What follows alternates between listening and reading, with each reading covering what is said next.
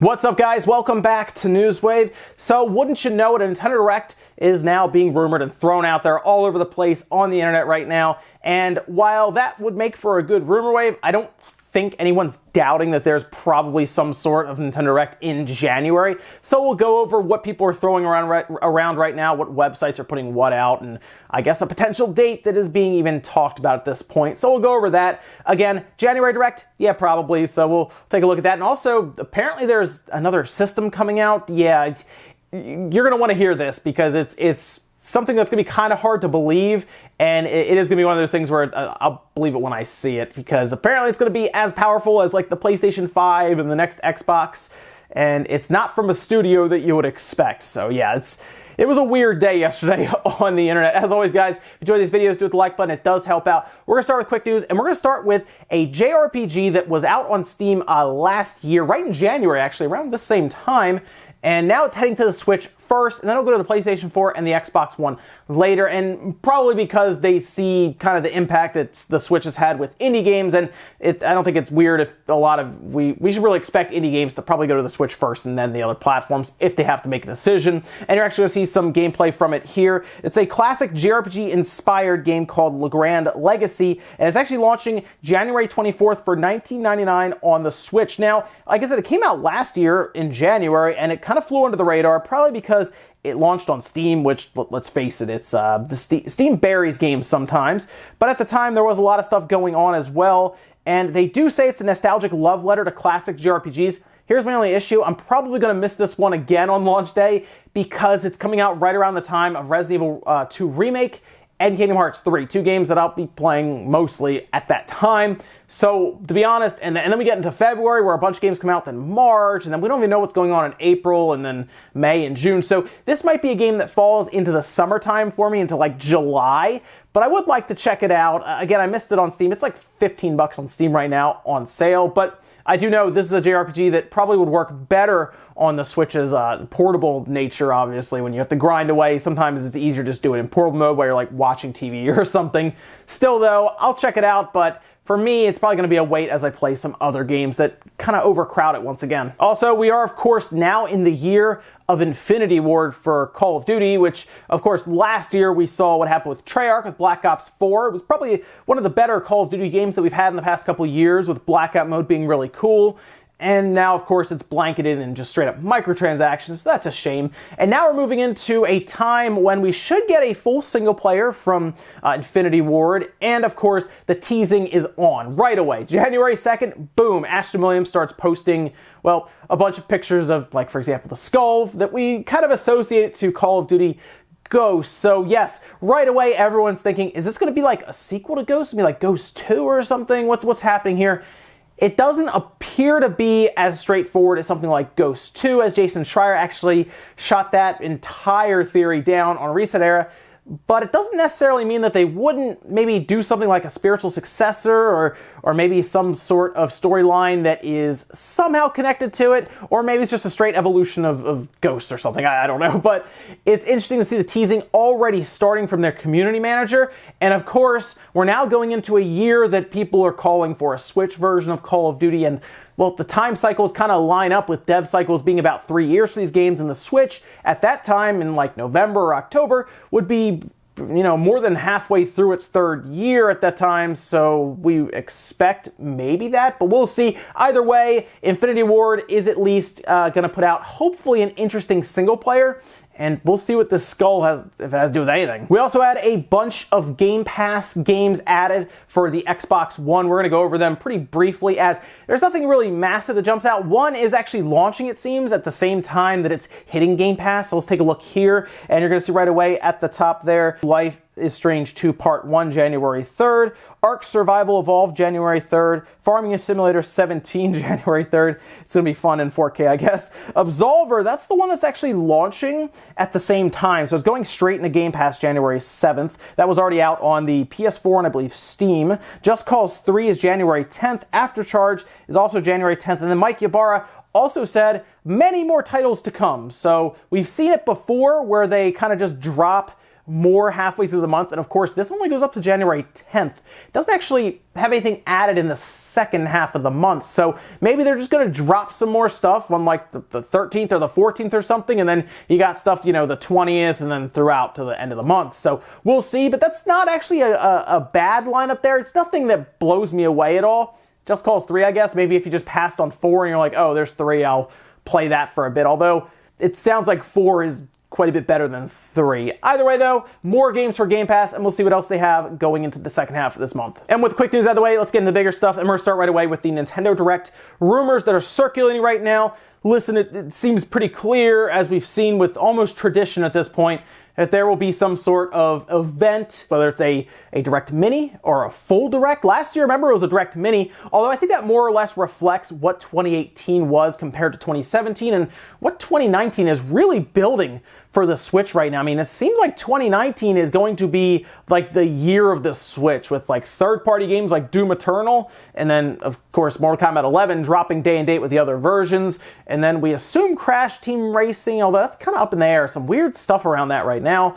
And now here we are going into January with what we know to be several games coming out in 2019, whether it's Fire Emblem or Animal Crossing or Luigi's Mansion. We assume Bayonetta 3, maybe Metroid Prime, maybe not. Definitely a Pokemon game, the quote-unquote hardcore mainline Pokemon game. All of that is already slated for 2019, and there's still a whole bunch of other stuff that they probably haven't even told us about. Like Daemon X Machina, that's this year, right? So there's a lot of stuff happening, and we definitely need something in the beginning of the year, like a Direct, to kind of point us in the right direction, give us a roadmap to know what we're doing. And based on the amount of titles that they're kind of already talking about, it sounds like Nintendo might try to do that similar thing that they did in 2017, where they have at least one solid first-party game or so every month or so. So that's going to be pretty impressive. But the current stuff that's circulating around is coming from none other than Gaming Intel, so that's good. But Gaming Intel, of course, has said a lot of stuff about the Switch that felt like guesses at times rather than inside knowledge at all. But they are, of course, currently saying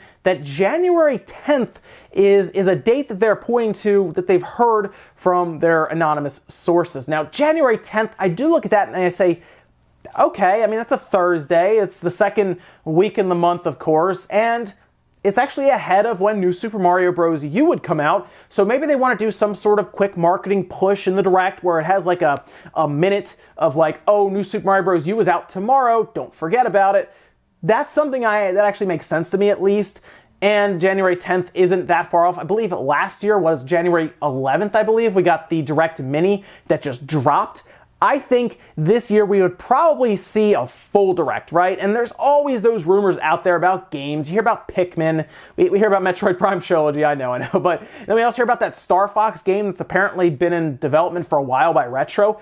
There's a lot of stuff up in the air from unannounced stuff. And then third-party stuff. Who knows what's going to be there at this point? Nintendo surprised us a lot. So let's be real. There's probably a January Direct, yes. When exactly?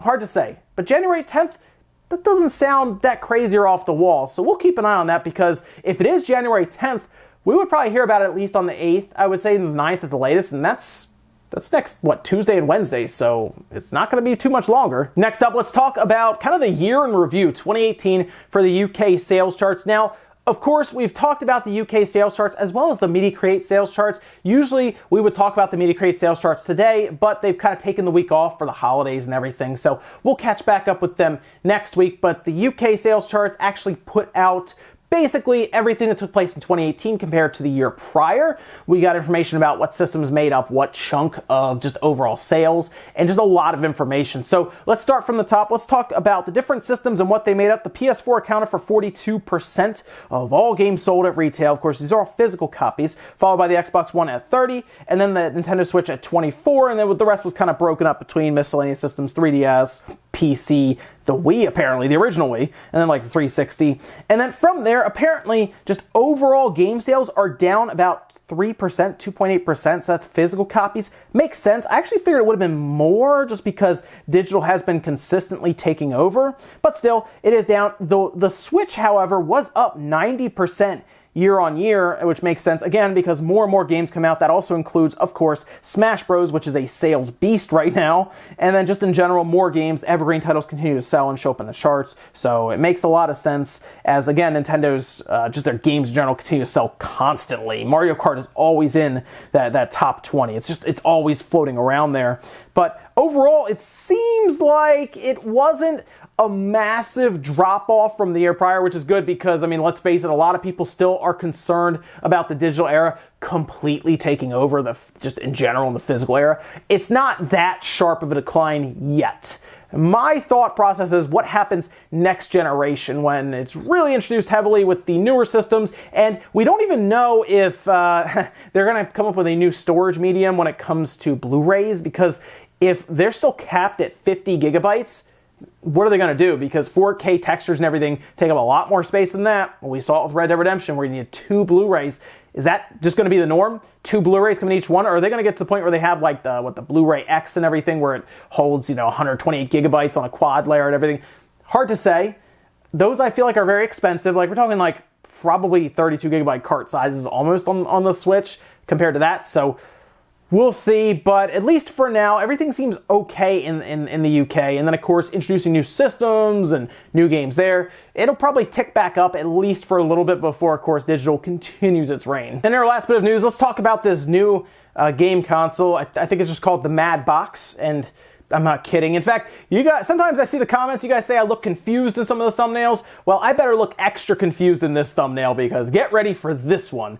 The studio that's actually behind this is apparently the studio that's also behind things like Project Cars 2 and Need for Speed Shift. In fact, their CEO even talked in a quote saying, "The Mad Box is coming. It will support most major VR headsets and those upcoming, and the specs will be equivalent to a very fast PC 2 years from now.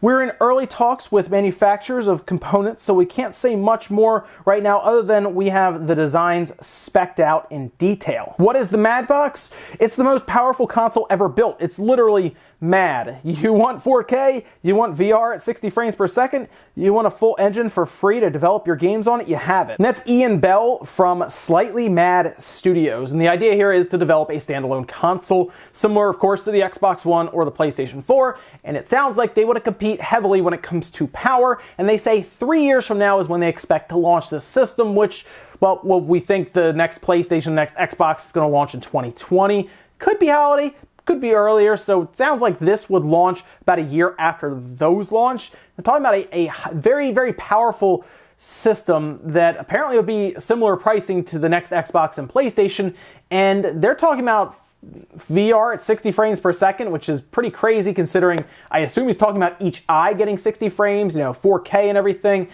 I don't know how well this is going to work for them. I mean, they seem at least like they're interested in it, and that's good, and another system would be cool, but do they really have the branding for that? And do they really have the biggest thing, some sort of exclusives that you would build out through your studio? I don't think something like a Project Cars would be enough to necessarily push a system. And while third party would of course help, and you could push it as the most powerful game console ever, how much is that thing actually going to cost if you're doing 4K and VR at 60 frames per second? Unless it's just 60 frames and each eye gets 30 frames, I'm sure that would go over well. But I don't really know how you break into the console market in that way. I think nowadays, if you're going to break into the console market, you have to be obscenely creative. I mean, like, Nintendo's creative and they don't really compete in the power race. You have to be like Nintendo creative, probably more creative, to get into the console race right now. One, with how competitive it is. Two, with how much money it costs, which I also question their ability to fund this thing completely. That would be kind of tough to do. I mean, look at how much money it costs these other companies, whether it's Nintendo, Sony, or Microsoft, to build millions and millions and millions of consoles. It's not cheap.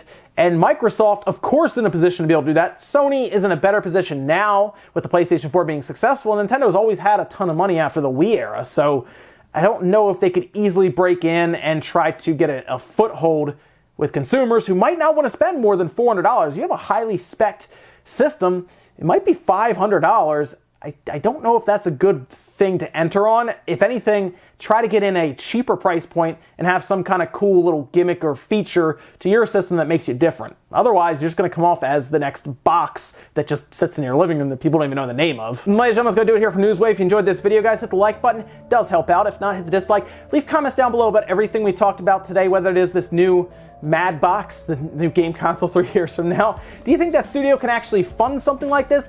And do you think they should actually attack it with a ton of power, or should they kind of try to figure something new out to bring to the table? What about the Nintendo Direct rumors? Does it seem pretty locked in your mind that there probably will be some sort of presentation, not necessarily a full-blown Direct, maybe a Direct Mini, or do you think Nintendo's going all out in 2019 and they're going to kick things off big with some sort of massive show? Let me know, guys, down below. Thank you so much for watching, and I'll see you next time.